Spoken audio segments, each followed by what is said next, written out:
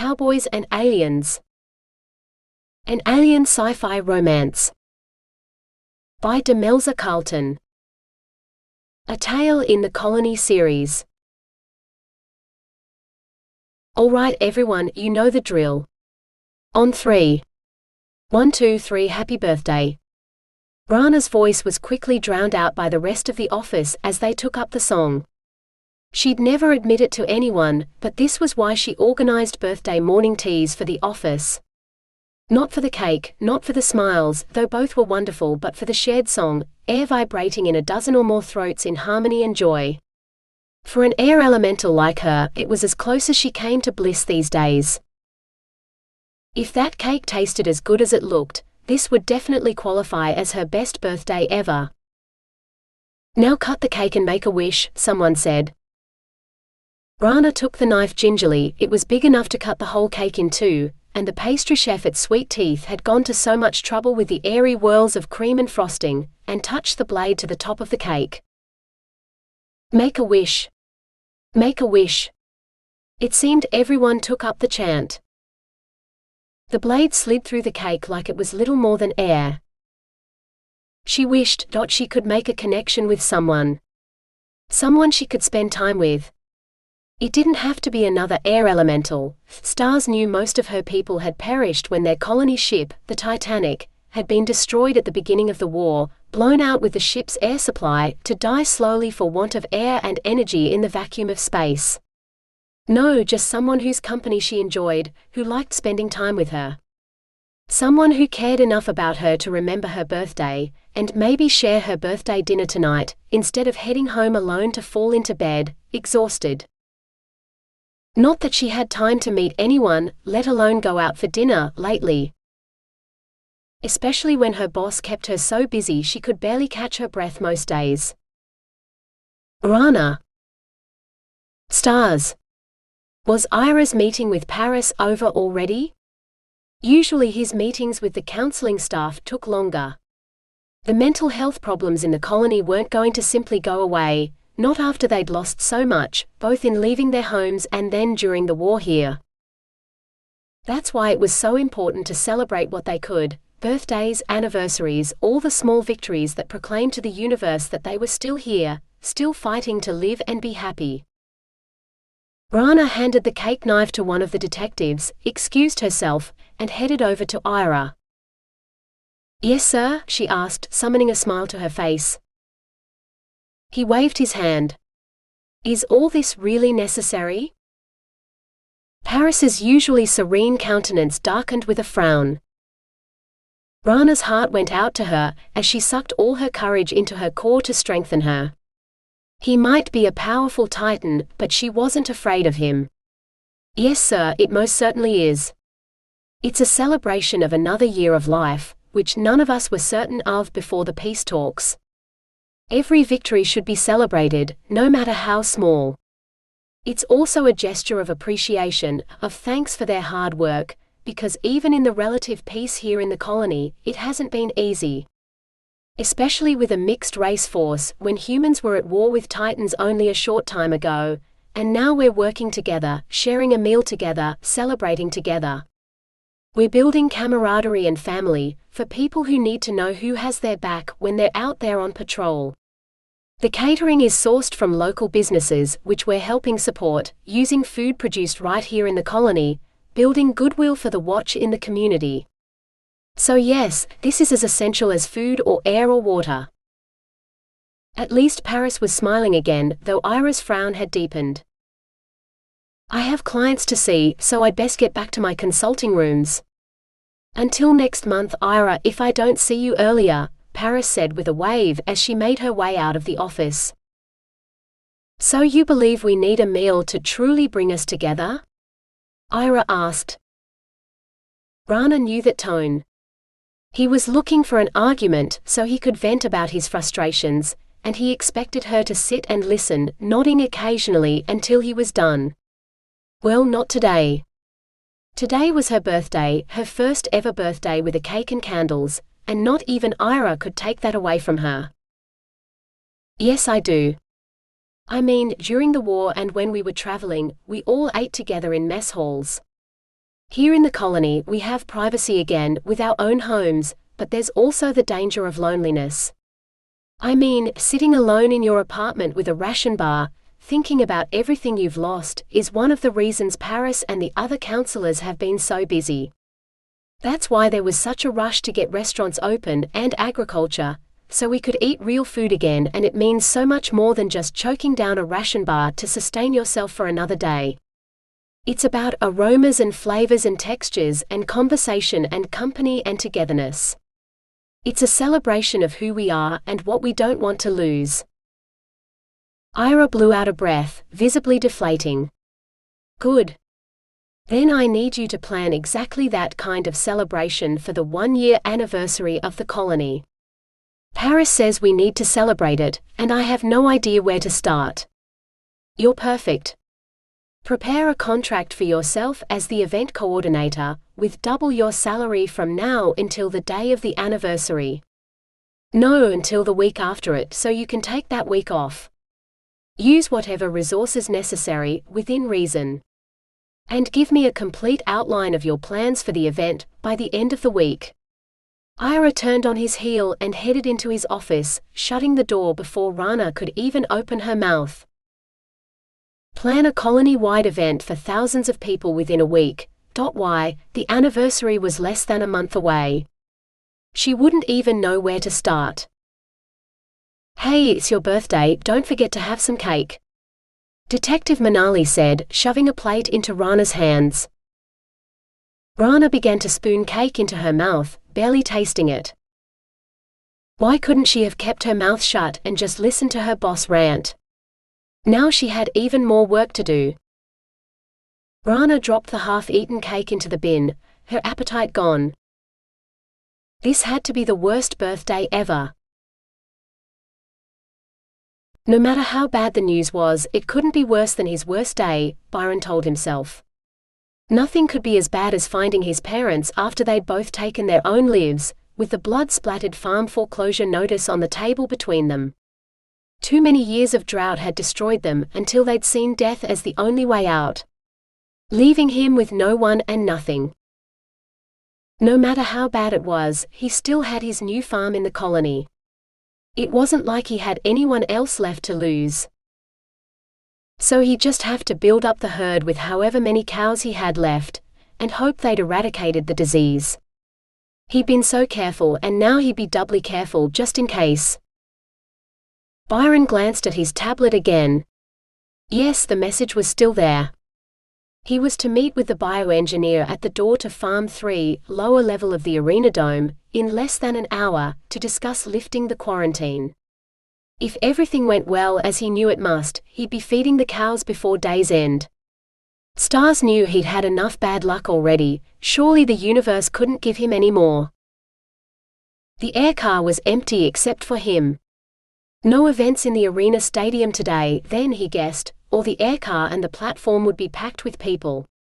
He vaguely recalled seeing some advertising for a battle between some men and a dragon to take place in the stadium, when he'd been stuck in that box of a temporary apartment while his own ranch house was under quarantine, but he hadn't been paying attention. It wasn't like he intended to watch some poor creature get slaughtered for sport. No, farmers tended to take death seriously.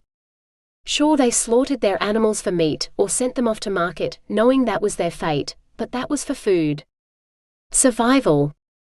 Making sure people's most basic needs were met. And while they were in his care, ensuring the health and welfare of his stock. Which was why he was already in the arena dome, almost an hour early. He wanted to see his herd. The station platform was just as empty as the air car as Byron headed for the ramp to the lower levels.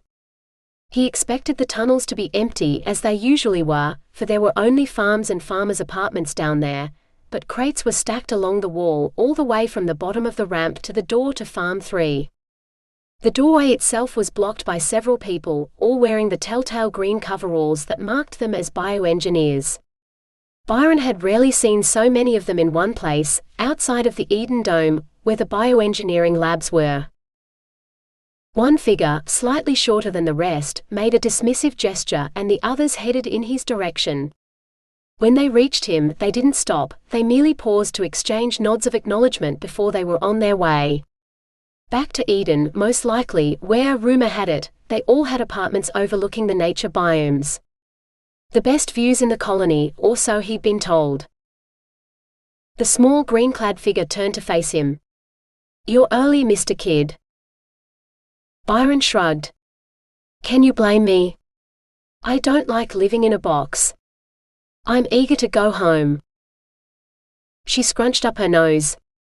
"Well, you'll be happy to know, my staff have done a complete decontamination of the entire farm, right down to the soil. There's no trace of the disease left." "Were you able to identify it?" The last thing Byron wanted was for some new, alien disease to be killing his cattle.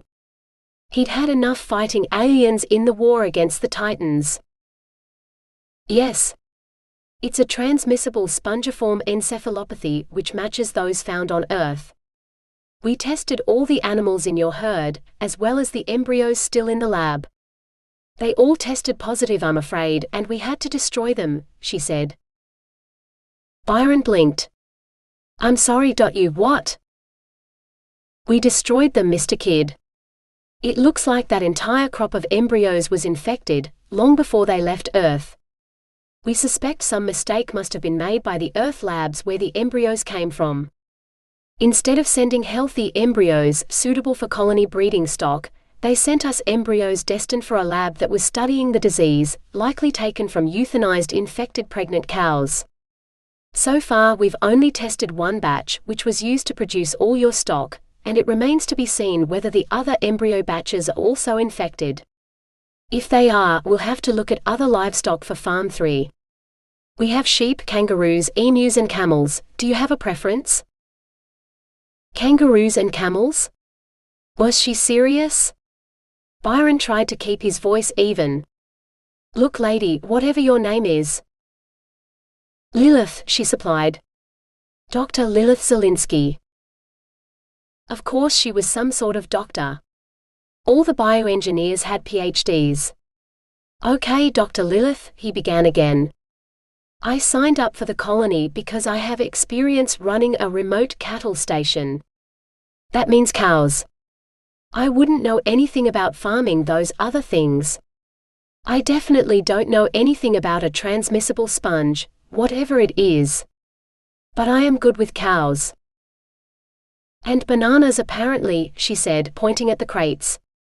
"The guy who dropped those off insisted only you could ripen them properly, so he left them here for you to take care of." Byron held up his hands. "Okay, I'm good with cows and bananas. But not much else. So for a poor farmer who doesn't have your academic education, give it to me straight, Doc. How many cows are left in my herd?" She frowned. "I just told you we had to destroy them all.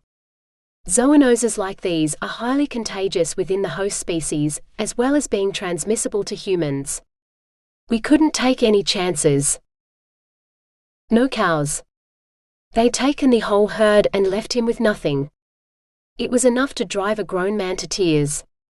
In fact, Byron felt his left eye prickling. Almost as if. "No." Byron hadn't meant to say the word aloud, but he didn't want to look like a crazy idiot in front of the bioengineer, so he continued, "No, we can't take any chances. I wouldn't want to lose any more of them to that horrible disease. When will you know if the other embryos are safe to develop?" Lilith shrugged. "When my staff are done testing them. Could be a week, could be 6. I don't know. We'll let you know when we do. In the meantime, I can tell you it's safe for you to move back in, and for those bananas." She stared hungrily at the crates. "Is there any chance you could send word when they're ready to go to market? I can't remember the last time I had fresh bananas." Byron wanted to tell her where she could shove a banana, but he didn't. The disease wasn't her fault, she'd just been the messenger who had to deliver the bad news. Hopefully that also meant she'd deliver good news too, when she had healthy livestock for him. Even if it was camels or kangaroos. Sure, he said instead, crossing his fingers that it wouldn't be camels. It wasn't long before Rana found herself cursing Ira, Paris, and her own strict criteria for what they should do for a celebration of the colony's first birthday. By the time her meeting with Ira rolled around, she was almost ready to curse the colony, so it never made it to its first anniversary, let alone another one. But that wouldn't be fair. This had been the most peaceful year she could remember for a long time. She hadn't feared for her life for a single day in the colony. And that was worth celebrating. So when she marched into Ira's office, she didn't let him say a word before she launched into her plans. I want to link our celebration with Earth, so at first I looked at holidays they celebrated in the past. Things that were shared by more than one culture that could still be relevant, light years away, centuries into the future, she began. Only one celebration ticked every box on my list, an ancient North American holiday they called Thanksgiving. It had its own historical roots in harvest festivals, thanking various deities for a successful harvest, but it's also about a new colony struggling to get started, where the first inhabitants and the new colonists shared a meal despite fighting over the land. Or at least that's how it started. Over the centuries, it changed to being about family and community and sharing a meal, usually of several specific foods, which changed over time. And being thankful for things and people. Rana took a deep breath. That's why I think we should call this Thanksgiving, a celebration of everyone working together to build a better world than the ones we left behind, like it said in the advertising for the colony. A grand public event with food and music, in some of the big plazas in Metropolis City, where everyone is invited. Ira's face lit up with a rare, genuine smile. Rana, you are truly a pearl beyond price. Whatever I'm paying you, you should double it. She'd already done that at the beginning of the week, on his orders, but she wasn't going to complain about doing it again. I'll sort the paperwork and have it on your desk to sign by Monday morning. Ira nodded. So what sort of food is traditional at a Thanksgiving dinner? Stars, she'd seen so many things depending on the date and country, which were more about what was available at the time, because that's how it worked with harvest feasts. I'm going to make a list, then cross-reference it with what we currently have available or can create here in the colony, then check it against the dietary requirements for the people here, to make sure we have something for everybody. Ira rose and rubbed his hands together. This is starting to sound better and better. I'm sure you have a lot of work to do. Don't let me keep you. He ushered her out of his office and closed the door. Rana blinked. That had to be the fastest meeting she'd ever had with Ira. She'd expected to be in his office for hours, fighting over every bit of her plan. He'd agreed to everything, plus finished the meeting before 5 on a Friday. She might actually be able to go home on time, like a normal person. No, not might. She would. The dinner menu could wait until Monday, along with the paperwork for her pay rise, if Ira approved it. Before Rana could second-guess herself, she marched out of the watch offices and all the way to the aircar station for her ride home. Normally, Byron shifted the banana pallets to the ripening sheds with the help of the laborers from Farm 1, Nang Tani's banana plantation, when they delivered them. Today, given the laborers were likely back at work on Nang's farm or wherever else they were needed, Byron decided to do them all himself.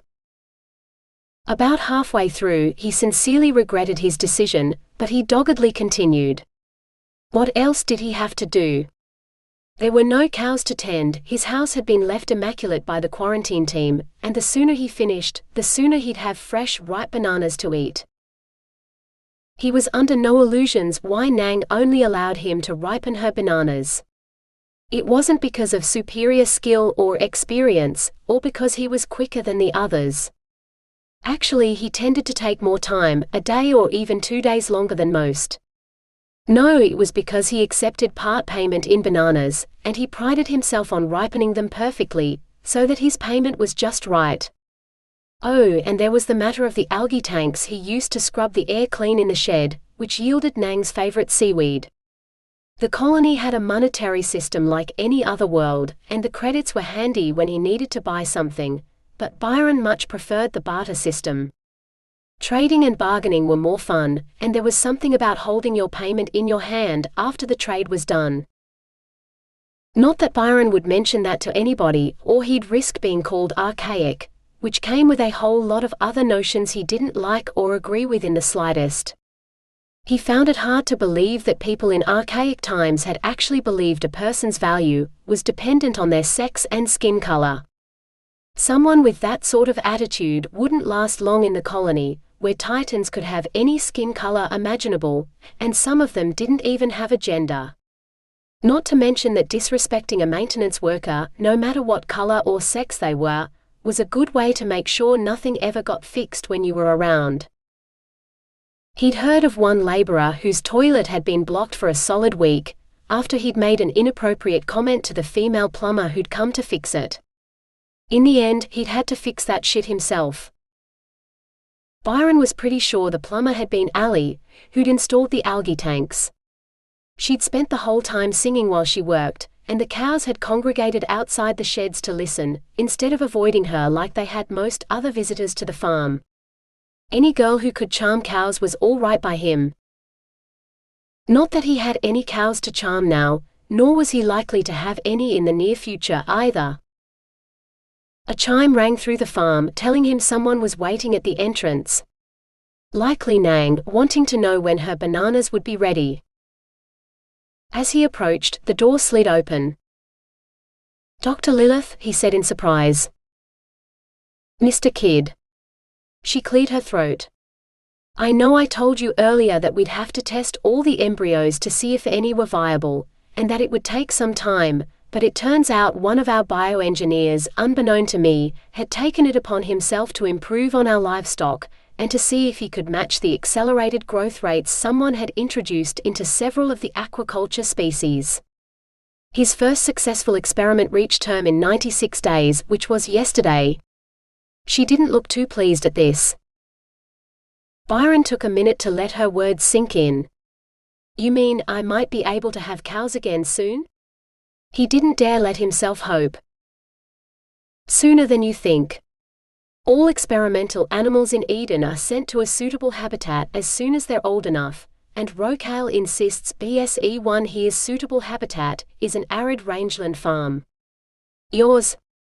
Dr. Lilith waved a small floating pallet forward. "Rocale sent enough powdered concentrate to feed her for a week.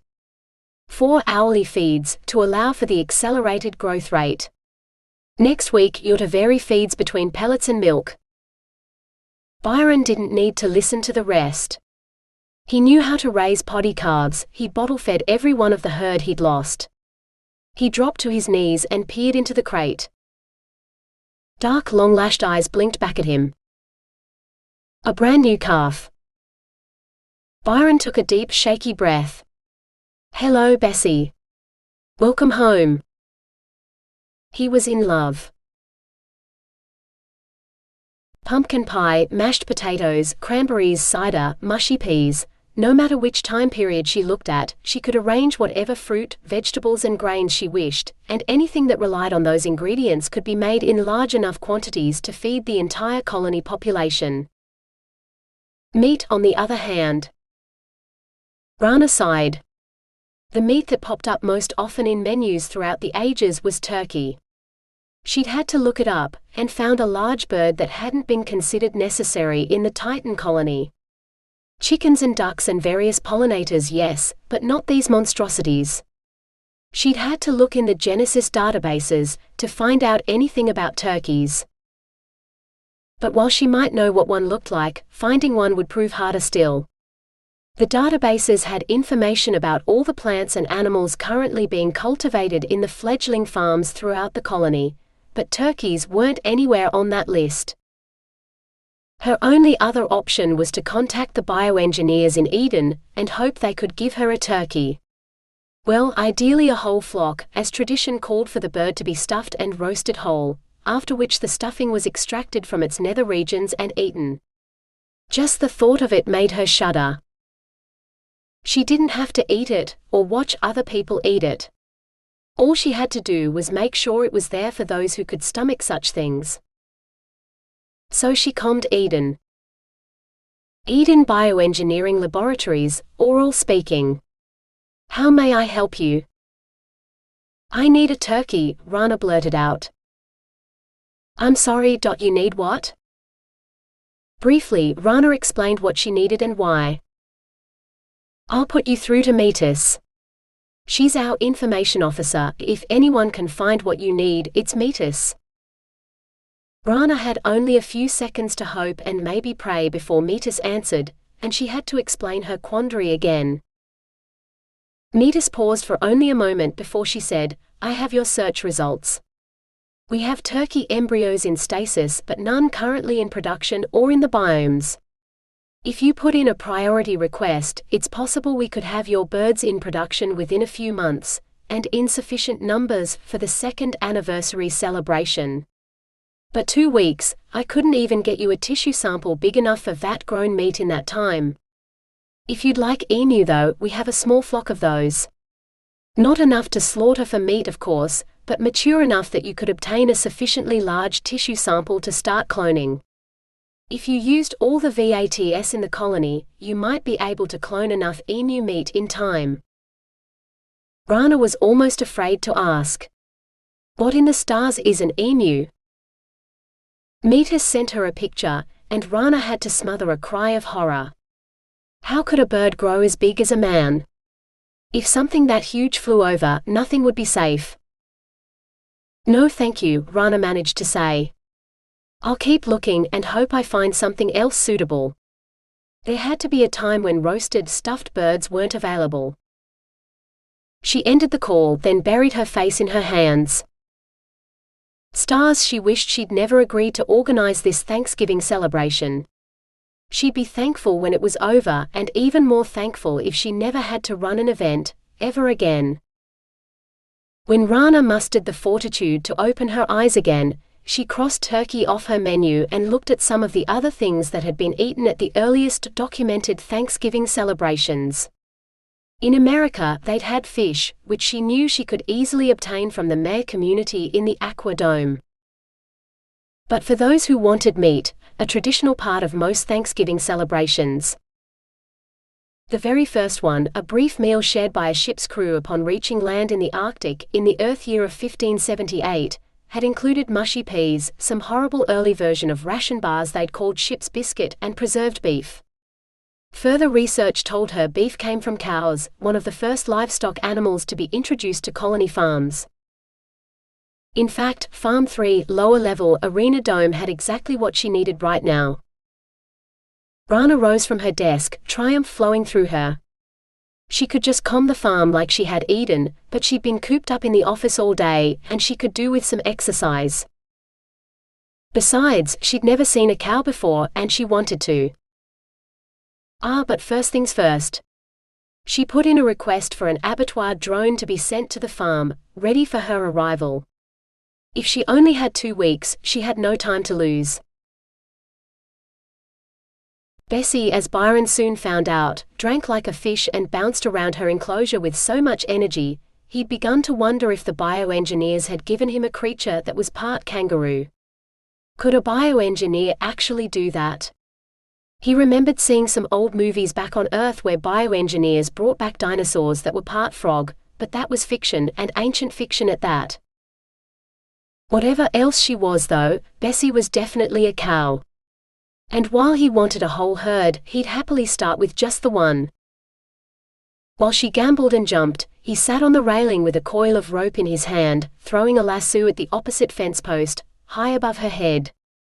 He hadn't practiced at all while the ranch was under quarantine, as there had hardly been enough space to swing his arms out wide in his box of an apartment, let alone a rope, and he'd grown rusty. Now, after about half an hour of growing accustomed to the gentle tug of low gravity on the rope, he found he could snag the fence post on almost every try. Lassoing Bessie as she zoomed around wasn't on the cards for today. The timer on his wrist beeped, time to feed Bessie again. He hung his rope on the fence post, slid down to the ground, and headed inside to mix her a batch of milk. He measured out the scoops of powder, shaking the bottle continuously all the way back to Bessie. A strange buzzing sound made him stop and look up. "What the?" Byron dropped the milk bottle and seized the rope, swinging it around his head before letting it go. In Earth gravity, it would have dropped neatly over the top of that flying saucer and let him drag it away from Bessie. But in the colony's lighter gravity, the rope soared right over the top of the saucer and hit the fence before dropping to the ground like a dead snake. Bessie didn't even react. That flying menace had already done something to her, freezing her in place in the beam of light coming out the bottom of it. Byron saw red. Snatching up the rope as fast as he could coil it, he shouted, "Oi! No aliens abducting my cattle, go get your own livestock. I'm a cowboy from Earth, and last time it was cowboys against aliens, it didn't go well for the aliens. So fly back where you came from before I make you regret it." Finally, he had the rope ready to throw again. Byron didn't hesitate. This time he didn't miss either, tightening the lasso around the top of the saucer before he yanked it toward him. That's when the alien appeared out of thin air. Rana had planned to stay in her true, elemental form, instead of the body she wore to the office. She watched the drone chase the cow, which was much smaller than she'd thought it would be, around its enclosure before finally managing to immobilize it, and then he'd shown up. He could have stepped out of a picture from the archives about some of the earlier Thanksgiving celebrations. The tight blue pants that showed off his butt to perfection, the hat that appeared to be made out of actual cowhide or something closely synthesized to look like it, and when he drew his arm back to twirl the rope, the way his arm muscles bunched up, she wanted to wrap her hand around them and squeeze. It took her a moment to realize she'd already started taking form. 2 arms, 2 legs and a head, like the silvery rag dolls made out of insulation foil she'd seen some of the human refugee children holding. Her first thought was to dematerialize immediately, but the man was looking at her, shouting something as he dragged the drone, now snared in the rope, along the ground behind him. The little cow had gone back to its previous pastime of running around its enclosure. Rana cursed quietly under her breath and focused on finishing the transformation. She was going to have beef at this celebration, and this archaic man with his muscly arms, no matter how lickable, was not going to get in her way. As always, the last human sense to reach her brain was hearing, so it wasn't until she stood as tall as he did that she could make sense of what he was shouting at her. "You get back in your flying saucer and fly right out of here because you are not touching my Bessie," he finished, breathing hard. Rana blinked. He stood only a couple meters in front of her, both hands on his hips, with the drone on the ground at his feet. If anything, it only made his arms look more muscly, like they were strong enough to hold her up while she wrapped her legs around his waist and… Rana blushed silver. She'd barely been in a human form for a minute, and already she was thinking about sex. Stupid human hormones. She'd be in more control of them in an hour or two, but right now… He pointed at the door to the farm habitat. "I said out." As a member of the Watch, even if she was just the commander's executive assistant, she had the authority to go anywhere in the colony for Watch business. She considered telling Mr. Muscles this, but she suspected he was angry enough to pick her up and carry her out the door. Worse, if he did, she was certain she'd enjoy it. Instead, Rana cleared her throat and managed a small smile. "Sir, I'm Rana Eteri from the Watch. I've been ordered to source food supplies from various farms throughout the colony, for the anniversary celebration in 2 weeks' time. My records show that your farm has the only cow. You're not taking Bessie anywhere and you're not touching her either. So take your flying saucer." Mr. Muscles kicked the drone.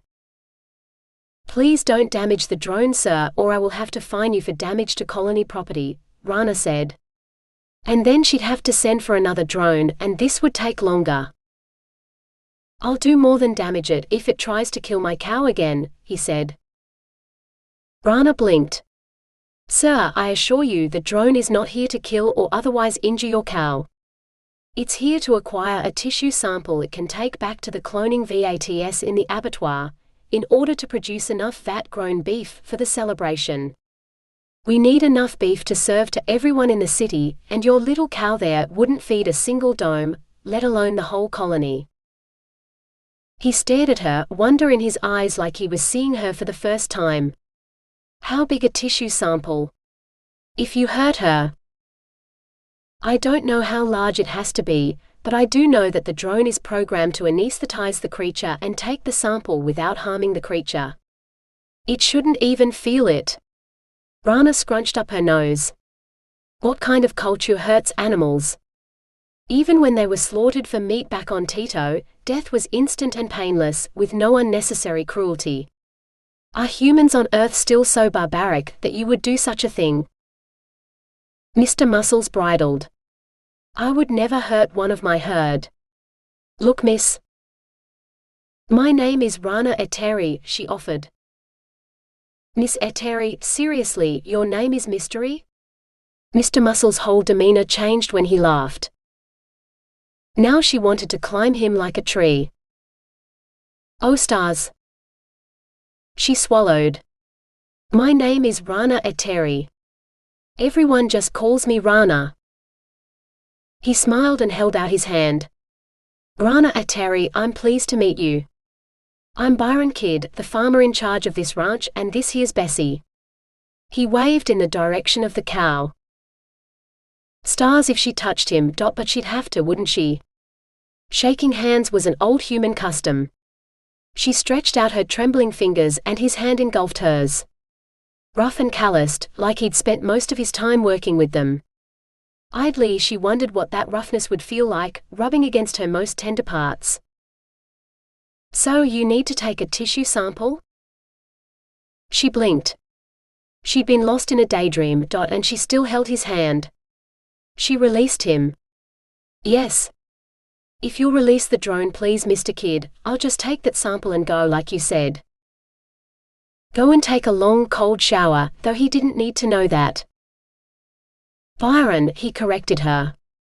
If I can call you Rana, you should call me Byron. Or Billy if you want. It's what everyone else calls me, on account of the hat. He flicked it with his finger.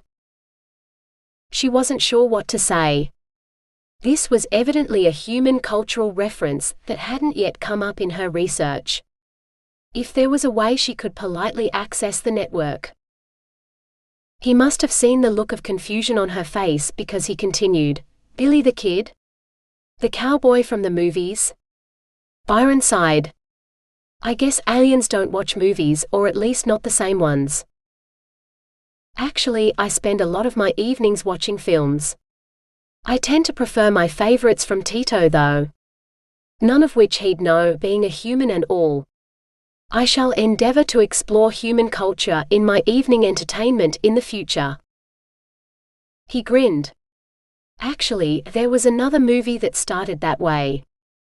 Aliens watching a show they thought were historical documents, who came to Earth to ask for the help of some hero who was actually only an actor, but I guess you haven't seen that one either. Rana shook her head.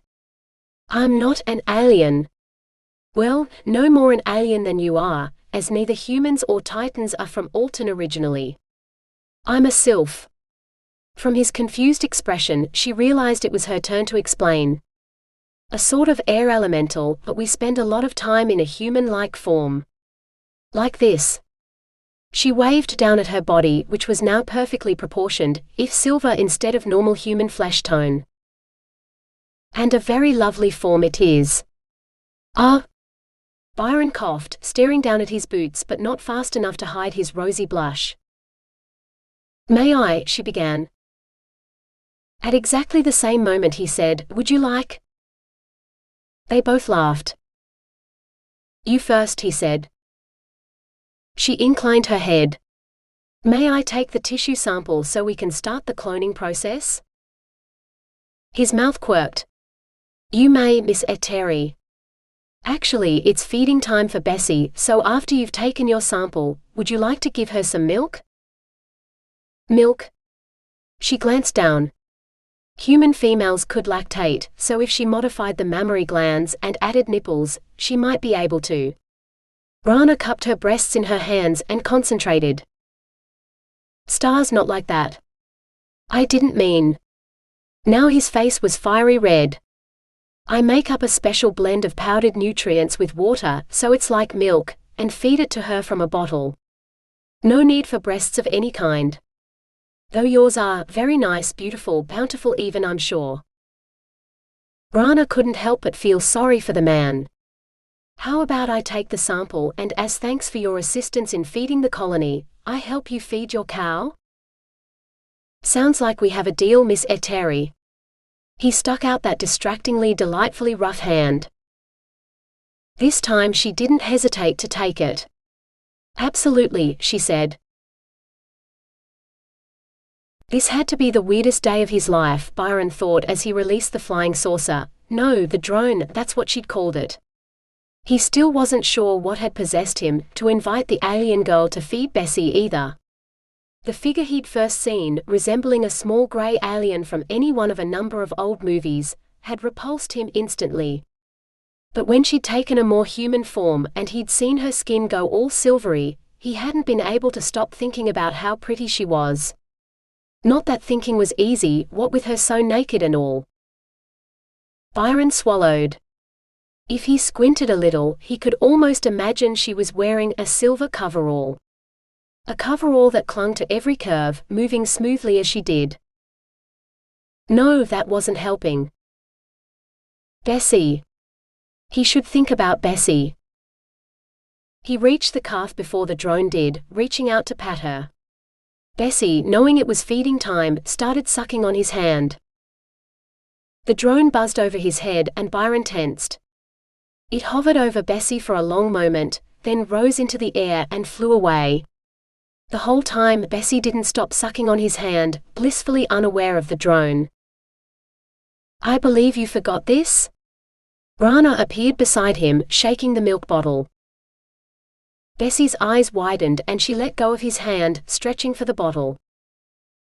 Byron reached for it, helping Rana tip it and guide it into the calf's mouth.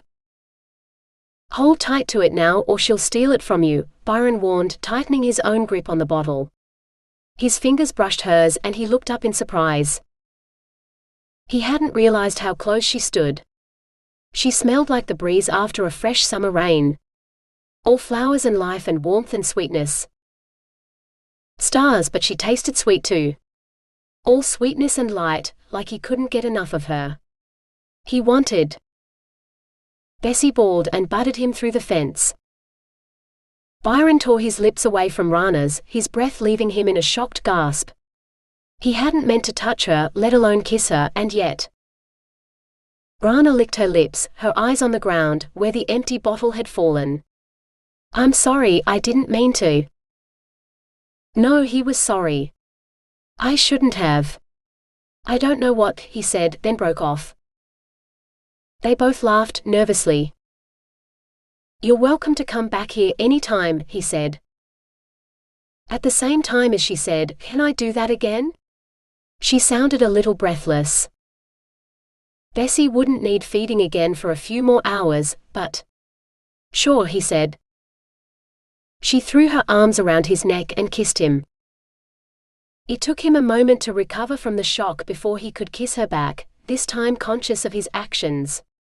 How her lips were warm against his, her tongue welcoming him, all the while tasting sweet and fresh like no woman he'd ever kissed before. He didn't want it to end. He closed his eyes as he felt her pull away from him, breaking the bond between them. Thanks, she said. He opened his eyes only to find she'd vanished, leaving nothing but the lingering taste of paradise on his tongue. You're welcome any time, he said to the empty air. Days passed but Rana never returned. Bessie grew like a weed, so it was a relief when a shipment of fresh feed pellets arrived for her, along with a lot more powdered milk. Still no Rana though. He must have misread the signals somehow, Byron decided as he shifted the now ripe bananas out of the shed. They'd kissed twice and he'd invited her to come back, something she'd seemed eager to do, but nothing. Byron sighed. He'd never had any trouble attracting or associating with women when he'd been back on Earth, but since his parents died, he'd been poor company, and he hadn't really felt like making the effort anymore. Yet now, here on New Hope, that moment with Rana, he'd dared to hope, and he'd be damned if he gave up on her that easily. He must have messed up without realizing, what with being so out of practice getting along with anyone.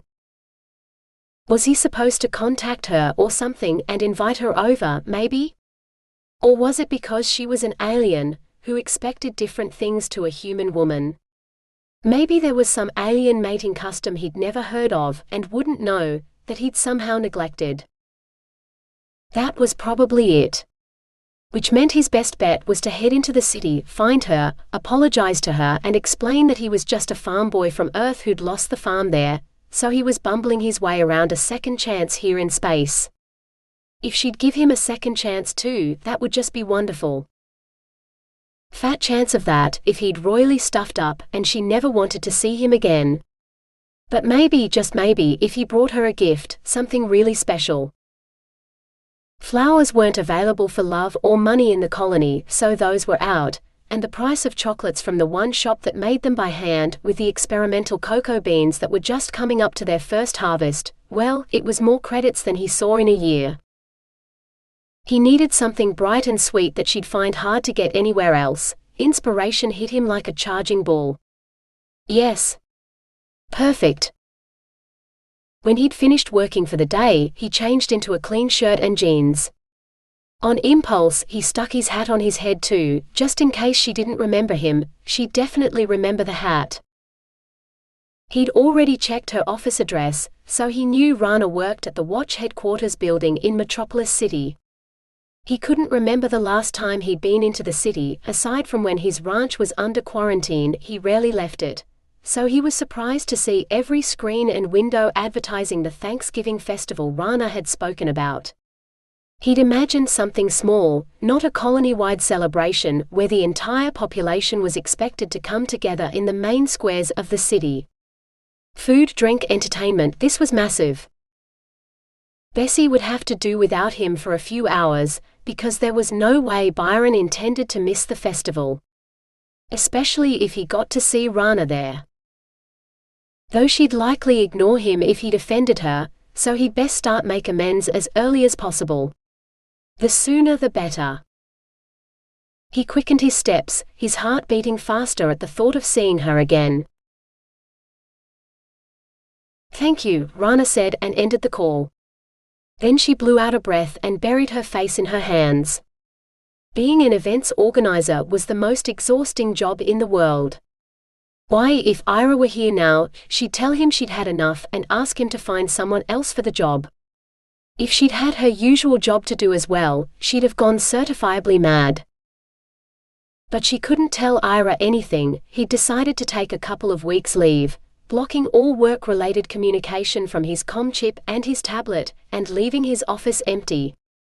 After the first day of fielding all manner of inquiries about Ira's whereabouts, she'd abandoned her own desk and retreated behind the closed door of his office. Anyone who dared to open that door soon found themselves conscripted into helping her with the Thanksgiving festival, so they'd quickly learn to leave her alone. Of course, she still had festival business to handle, so her comm chip was rarely silent. One call would end, but a moment later, someone else would. Knock, knock, knock. Rana blinked. No one knocked on the door.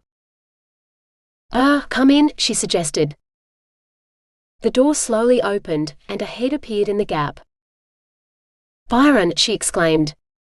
Rana jumped to her feet, rounded the desk, and practically threw herself into his arms. Her lips were on his before her brain had truly caught up with her body. By the time it did, all she could think about was how good his arms felt around her, and stars, how well the man could kiss. She was panting when she finally managed to pry herself away from him, and not without considerable regret. He looked flustered. "Oh, hi. I didn't realize you were one of the high-ups in the watch. I mean, I should have guessed, seeing as how big your event is, but I've been busy on the ranch and stars, you look beautiful in uniform. Byron swallowed. Rana glanced down. Somehow her shirt buttons had come undone and her breasts were all but popping out. Not that she minded getting naked around Byron, she'd been naked when they met after all, but something like archaic Earth chivalry had him averting his gaze from her. I'm not high up at all. I'm just an assistant. It's my boss who's important. The office is his. Usually I'm the dragon on the desk outside, guarding the door. I'm not even really a watch officer, but the uniform is expected during work hours, so, for another. She glanced at the time and her eyes widened in surprise. Actually, my work day is officially over, so I'm allowed to get out of uniform. It was her turn to swallow. If you'd like. From the heated look in his eyes and the way he started to nod, she knew he'd definitely like. As for Rana herself, well, she could hardly blame being in a human form this time. She burned for him more fiercely than when they'd first kissed. She wanted Byron right here, right now. He held up a bag. I brought you a present. She couldn't remember the last time a man had brought her a gift. Impossibly, her desire burned hotter. She took the bag from him and peered inside, then stared at him in puzzlement. Why would he give her a yellow severed hand? They're bananas fresh from the farm, he explained. Most of the crop goes to high-end restaurants and cafes, or to the richer colonists, who can afford luxuries like fresh fruit. I always keep a portion for myself, and I thought you might like to try them if you haven't had bananas before. Stars bless him, she was in love with this thoughtful man. If she hadn't wanted to get naked before. I've never seen a banana before, she admitted. Then let me show you, he said eagerly, snapping one of the fat fingers off what she'd thought was a hand. He peeled it open like some exotic flower, revealing the soft, creamy flesh inside. He held it out. Taste it. Cautiously, she stuck her tongue out and licked the tip. Yes, it was soft and a little sweet. Please, Byron implored her. Rana took a deep breath, opened her mouth wide, and took a huge bite. Sweetness exploded on her tongue, her mouth so full it took an effort to swallow. But she did, because she wanted more. She could hear someone moaning, and it took her a moment to realize it was her. Moaning in pleasure at a piece of fruit for Star's sake. Then her eyes met Byron's, and she forgot the fruit altogether. Her lips fused to his in a kiss so perfect she swore time stopped. Somehow her shirt had come open completely, giving him all the access he needed to caress her breasts with both hands, followed by his tongue. She leaned back, gripping the desk behind her so she didn't topple over, moaning anew at the pleasure of his touch. He pressed against her, so all she could feel was hard muscle all the way down. She needed her pants off now. Hers and his. But she didn't want him to take his hands off her breasts, so she'd have to do this herself. Without looking down, because he was kissing her again, his tongue dancing with hers, and she had no intention of breaking this kiss. Ever.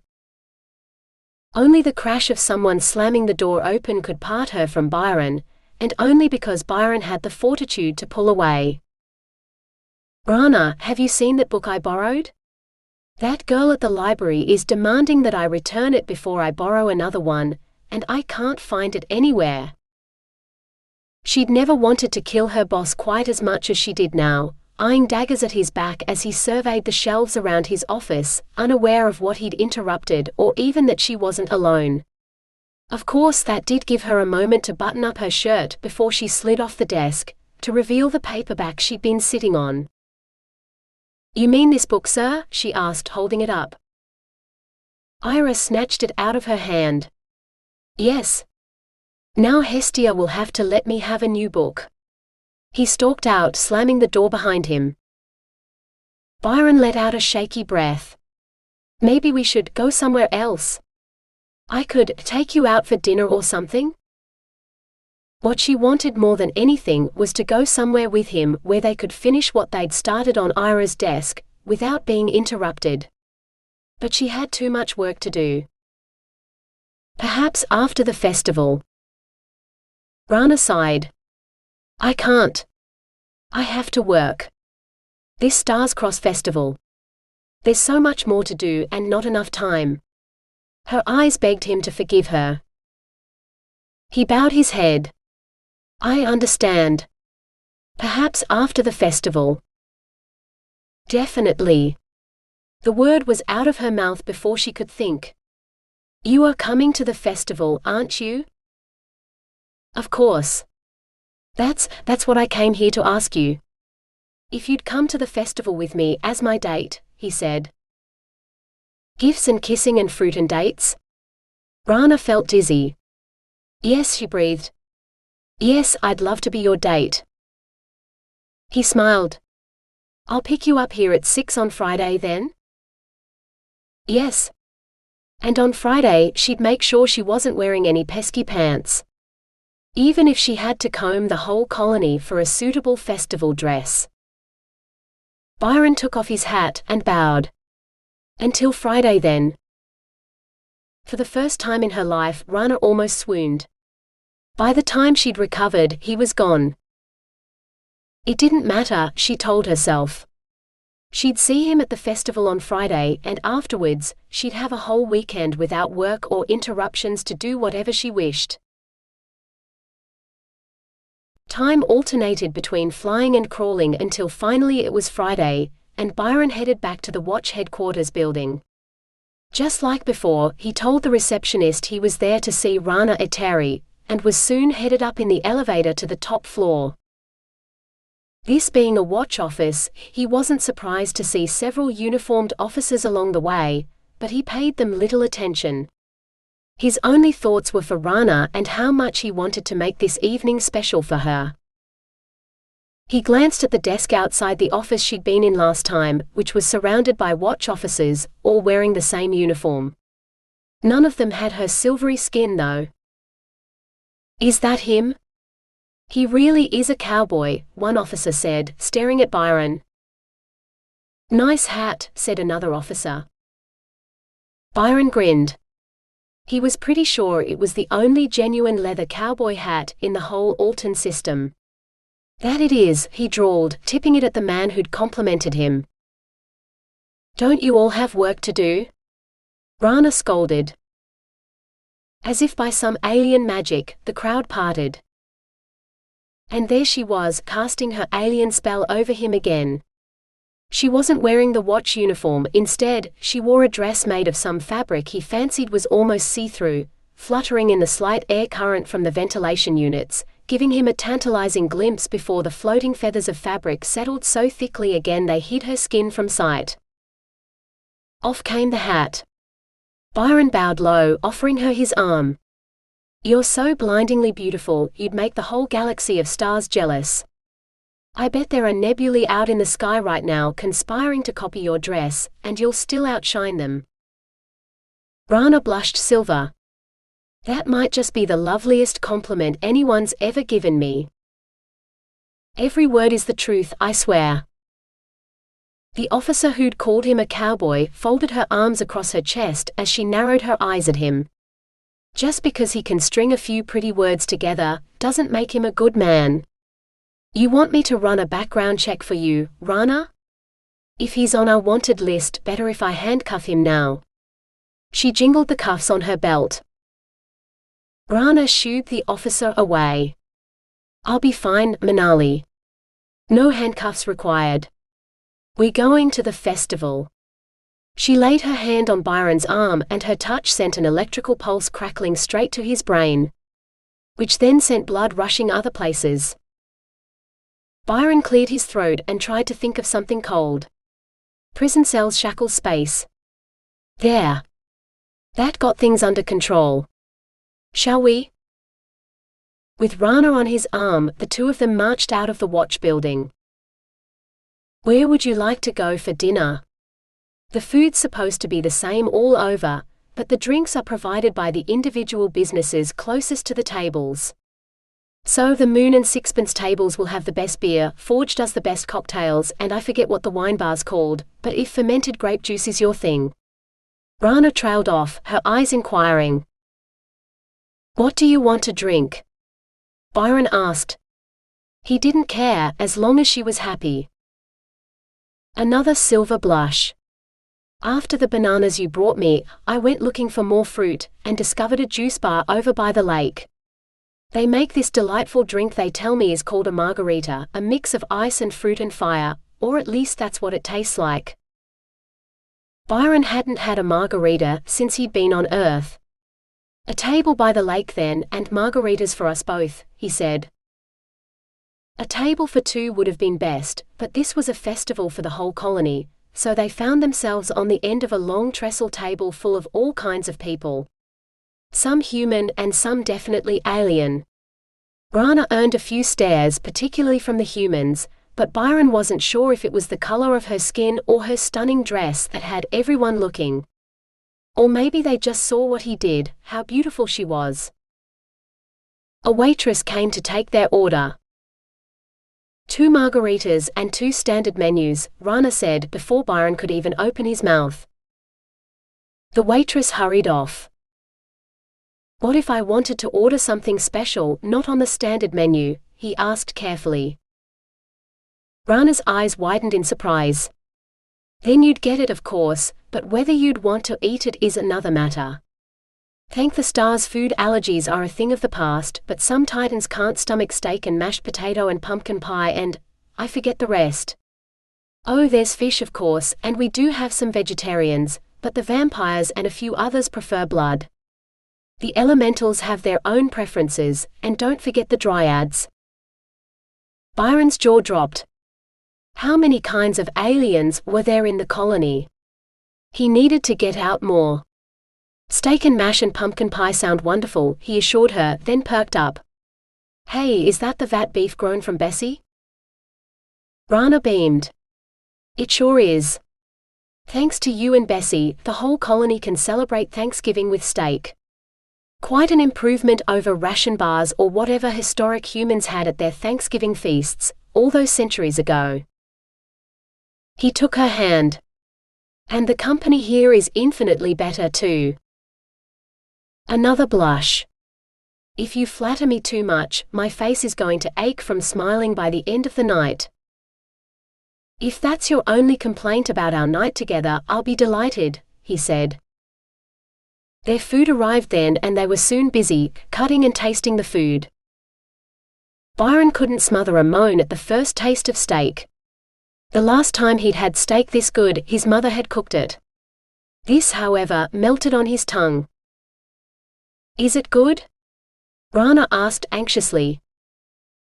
Byron swallowed, trying to think of the right superlatives to make her understand it was better than good. Just short of pure carnal heaven. Excuse me, Miss Eteri, a waitress asked. Rana looked up. Yes? There's been an altercation between the proprietor of the Moon and Sixpence and the owner of the chocolatery. Neither can agree on the boundary for drink service, and even though there are watch officers there, they aren't certain either. One of them said to ask you, because neither of them will back down until they get a ruling from you in person. Rana rose. I'm so sorry, Byron. Do you mind if I go sort this out? I'll be right back. He did his best to hide his disappointment behind a cheerful smile. I'll guard your seat while you're gone. But if you take too long and your steak starts looking mighty tempting, I will not be held responsible if it goes missing. She thanked him and hurried away. 10 minutes passed, then 20. An hour later, after he'd finished his dinner and dessert, her plate still sat there untouched. He sent her a calm message, saying he'd surrendered to temptation and stolen her steak, so she'd have to come back and arrest him. Another hour passed, but still she didn't return, and he didn't receive a reply either. Finally, Byron was forced to admit defeat. The date had ended in disaster, and she'd decided not to come back. He couldn't stay any longer anyway, he needed to feed Bessie. Music rang out across the plaza, coming from various stages set up all over the place. He squeezed through a group of dancers, heading for the aircar station. He wasn't in the mood for dancing tonight. Not without Rana. Bessie was waiting for him, letting him know in no uncertain terms that she was hungry and unhappy he'd made her wait. "Sorry, honey. There was a party in town and I thought it would be fun to go," he said. "I won't make that mistake again. I'll be right back with your milk." He headed inside. No, he wouldn't be making that mistake again. The boundary issue was one of half a dozen across the city, all requiring her personal attention, and when she was done dealing with those, an argument had broken out in the vampire bar over payment for blood. She'd made arrangements for a tab of sorts, enough for every vampire, strigoi or other listed blood drinker to have a free meal, but once they'd reached the total, they'd have to start paying for their drinks, like everyone else. It didn't help that some of the patrons had been drinking more than blood tonight, and were rather belligerent toward the bartender, who'd had to call in the watch. By the time Rana had a moment to even look at her messages, Byron was long gone.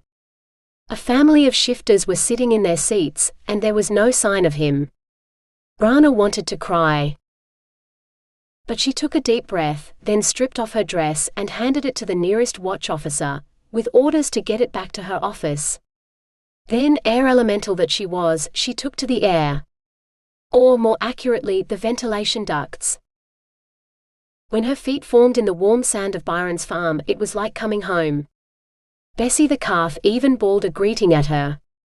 Or maybe the little cow was hungry, seeing as Byron didn't seem to be here. Her heart constricted in her chest. Maybe he'd decided to stay at the festival and celebrate with someone else, instead of waiting for her. She could hardly blame him. Even now he might be dancing the night away in a club like Forge, which had advertised a special performance from Vulcan, who usually only performed there at New Year's Eve. Bessie bawled again, more insistently. "It's all right, girl. He can dance all he likes. I'll feed you and then I'll go home to bed. Best place for me after the night I've had," Rana said, turning toward the house. Only to come face to face with Byron, holding a bottle of milk in each hand. Wearing nothing but a pair of tight shorts that covered the essentials. Covered and outlined them in glorious detail, hiding nothing. It was enough to make her want to cry. "I'm sorry," she began, then couldn't seem to find the words to continue. "So am I," he said in the silence. "I tried to take you out to dinner, and I didn't even manage that. I figured if I fed Bessie, then maybe one girl wouldn't go hungry tonight. I've got food in the house if you want me to make you something." She waved away his offer. "Air elemental. I don't really need food.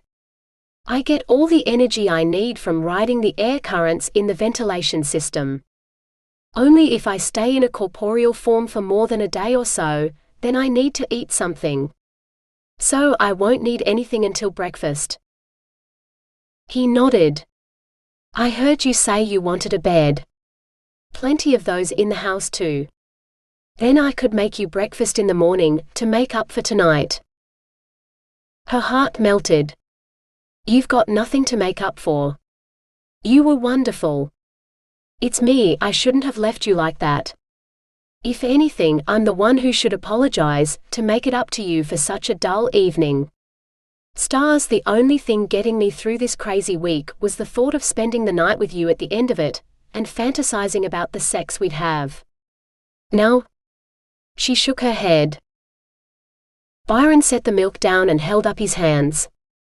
"Now hold on a minute. Did you just say you've been thinking about me all week?" She felt a blush heating her cheeks. How did he do this to her so often? Well, yes, in between wishing I could forget about this festival altogether. I guess now it's over and I have the whole weekend to myself, I can forget about it. Or at least try. You could spend your weekend here. Maybe I could show you some of the human films about aliens, and you can show me some of your favorite ones from Tito. All that sounded very tempting, but it wasn't all that different to what she'd do at home alone. Will there be sex? She ventured, hardly daring to hope. Byron blinked. Well, there's that scene in Galaxy Quest where the guy gets with the alien and she has these tentacles.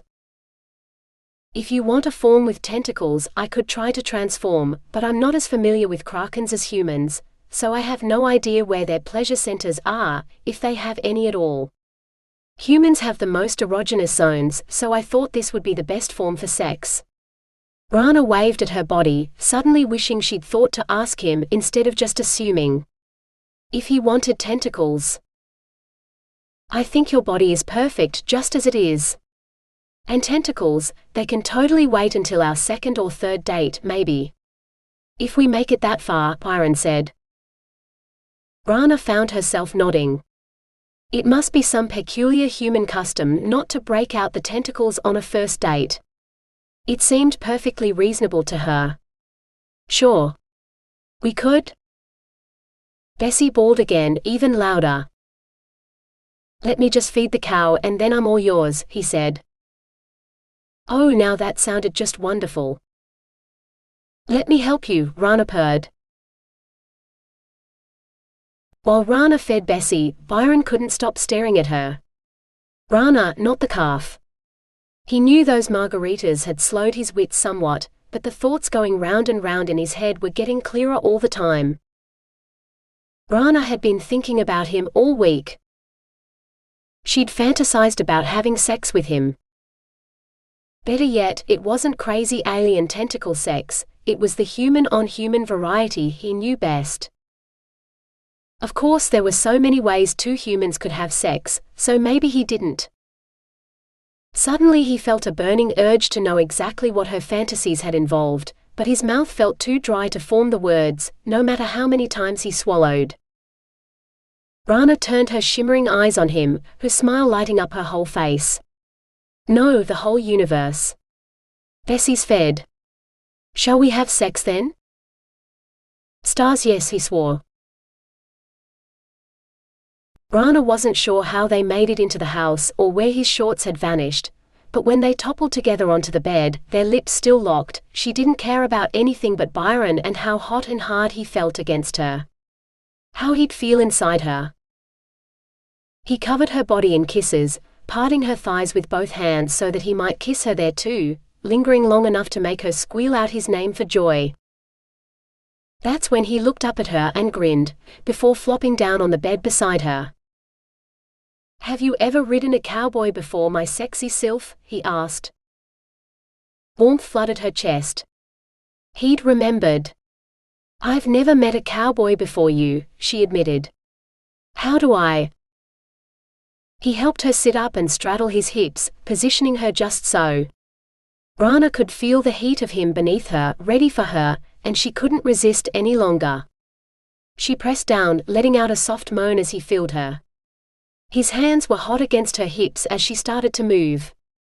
No, he started to move, and she moved with him. A slow rise and fall like riding the breeze, flowing together, part of one being, feeling her pleasure building, her breath quickening, perfectly in time with Byron.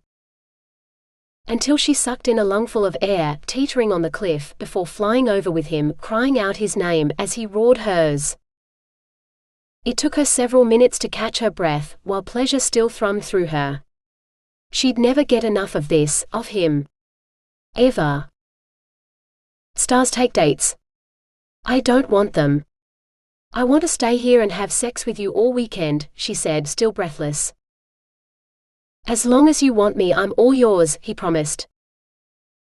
As he began to pleasure her again, her thoughts turned lazily to how they'd come together. How the worst birthday present ever, responsibility for the Thanksgiving festival, had brought her and Byron together. The universe worked in strange ways, but she was mighty thankful for Byron right now. Especially when his fingers were and his tongue. Rana drew in a deep breath before she screamed for joy.